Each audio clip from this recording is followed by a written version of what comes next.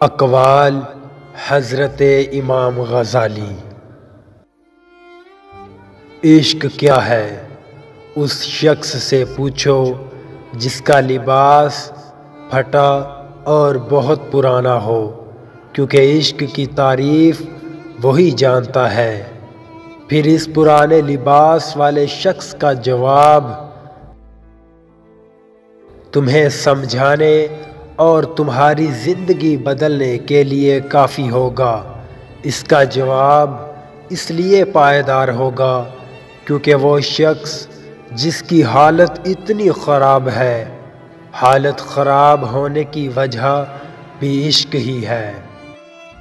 عشق کرنے والا شخص کبھی دھوکے باز نہیں ہوتا، اور دھوکے باز شخص کبھی عشق نہیں کر سکتا۔